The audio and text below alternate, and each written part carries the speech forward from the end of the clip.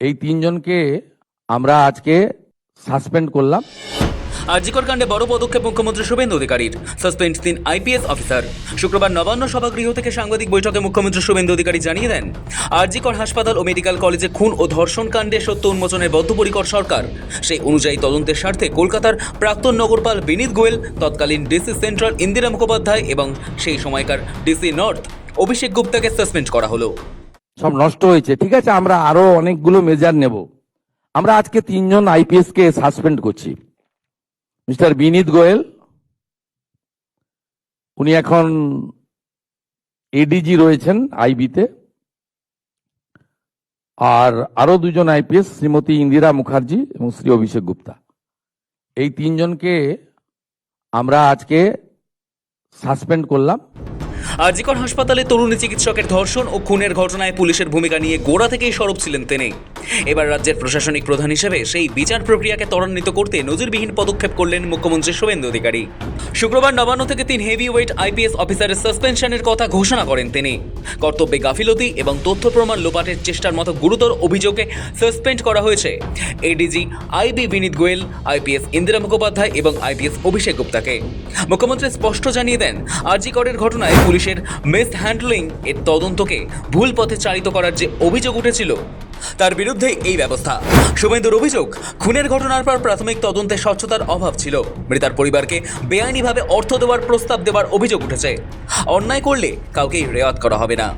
হচ্ছে ওই সময় যে ইনসিডেন্ট ঘটেছিল তাকে মিসহ্যান্ডলিং করা, প্রপারলি এফআইআর ইনভেস্টিগেশন ইনিশিয়ালি যে পার্টটা পুলিশের করা উচিত ছিল অ্যাজ এ ডিসিপ্লিন অর্গানাইজেশন, সেই বিষয়গুলো দেখা। আমরা কিন্তু মূল ইনভেস্টিগেশন পার্টে যাচ্ছি না, কারণ ওটা সিবিআই করছে এবং কোর্টে পেন্ডিং রয়েছে। আমরা শুধুমাত্র আমাদের সরকারের যে লোকরা ছিল, specially the senior police officers, দিদেন কলকাতা পুলিশের যারা ছিলেন সিপি এবং ইনক্লুডিং অল,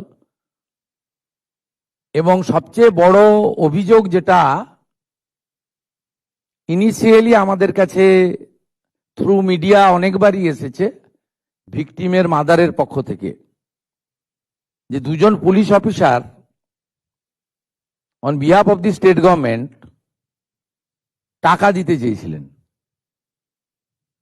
এটা তদন্ত করতে হবে যে অ্যালিগেশন কতটা, কিন্তু ইনিশিয়ালি আমরা মনে করি এই তদন্তগুলো করতে গেলে যাদের বিরুদ্ধে অভিযোগ পুলিশ আধিকারিক তাদেরকে সাসপেনশনে রেখে তদন্ত করা উচিত, নইলে তদন্ত কখনো ট্রান্সপারেন্ট হতে পারে না। সাসপেনশনই শেষ কথা নয়। শুক্রবার দুপুরে মুখ্যমন্ত্রী আবারও মনে করিয়ে দেন যে আরজিকরের ঘটনার ফাইল তিনি নতুন করে খুলতে চলেছেন। তড়িঘড়ি তদন্ত শেষ করার যে চেষ্টা আগে হয়েছিল তার গভীরে গিয়ে প্রকৃত সত্য উদ্ঘাটন করতে তিনি চান। একই সঙ্গে সাসপেন্ড হওয়া ওই 3 উচ্চপদস্থ পুলিশ আধিকারিকের বিরুদ্ধে অবিলম্বে বিচার বিভাগীয় তদন্ত শুরু করার নির্দেশ দিয়েছেন তিনি। সিএস এর গাইডেন্সে HS as per the rules যা আছে ক্যাডার রুল, সেটা মেনে ডিপার্টমেন্টাল ইনকোয়ারি এবং প্রসিডিংস স্টার্ট করবে। 2024 সালের আগস্ট মাসে আরজিকর মেডিকেল কলেজে তরুণী চিকিৎসকের নৃশংস ধর্ষণ ও খুনের ঘটনায় তোলপাড় হয়েছিল গোটা রাজ্য, গোটা দেশ বললেও খুব একটা ভুল হবে না। সেই উত্তাল সময়ে কলকাতার আইন শৃঙ্খলার দায়িত্বে থাকা 3 আইপিএস আধিকারিকের ভূমিকা নিয়ে বিভিন্ন মহলে প্রশ্ন ওঠে, যা শেষ পর্যন্ত তাদের দায়িত্ব থেকে অপসারণের পথে নিয়ে যায়। বিনীত গোয়েল। আরজিকর কাণ্ডের সময় কলকাতা পুলিশের কমিশনার ছিলেন বিনীত গোয়েল। ঘটনার তদন্ত প্রক্রিয়া এবং পুলিশের ভূমিকা নিয়ে জুনিয়র চিকিৎসকদের মধ্যে তীব্র ক্ষোভ তৈরি হয়। বিচার এবং তদন্তের স্বচ্ছতার দাবিতে রাজপথে নামেন হাজার হাজার মানুষ। আন্দোলনের অন্যতম প্রধান দাবি ছিল বিনীত গোয়েলের পদত্যাগ। শেষ পর্যন্ত জুনিয়র চিকিৎসকদের দীর্ঘ আন্দোলনের চাপে 2024 সেপ্টেম্বরে তৎকালীন মুখ্যমন্ত্রী মমতা বন্দ্যোপাধ্যায় তাকে লালবাজারের শীর্ষ পদ থেকে সরিয়ে দেন। বিনীতকে তখন এসটিএফ এর এডিজি ও আইজিপি পদে বদলি করা হয়েছিল। অভিষেক গুপ্তা। আরজিকর মেডিকেল কলেজ এলাকাটি কলকাতা পুলিশের নর্থ ডিভিশনের অন্তর্গত ছিল। সেই সময় সেখানকার ডিসি পদে দায়িত্বরত ছিলেন অভিষেক গুপ্তা। ঘটনার প্রাথমিক পর্যায়ে তদন্তে চরম গাফিলতি এবং তথ্য প্রমাণ সংরক্ষণে খামতির অভিযোগ ওঠে তার বিরুদ্ধে। চিকিৎসকদের প্রবল অসন্তোষ এবং প্রশাসনিক চাপে সেই সময় তাকেও ডিসি নর্থ পদ থেকে সরিয়ে দেওয়া হয়েছিল। ইন্দিরা মুখোপাধ্যায়। তদন্ত চলাকালীন কলকাতা পুলিশের ডিসি সেন্ট্রাল ছিলেন আইপিএস ইন্দিরা মুখোপাধ্যায়। আরজিকর কাণ্ড পরবর্তী জটিল পরিস্থিতিতে পুলিশ প্রশাসনের পক্ষ থেকে সংবাদ মাধ্যমের সামনে বারবার দেখা যায় তাকে।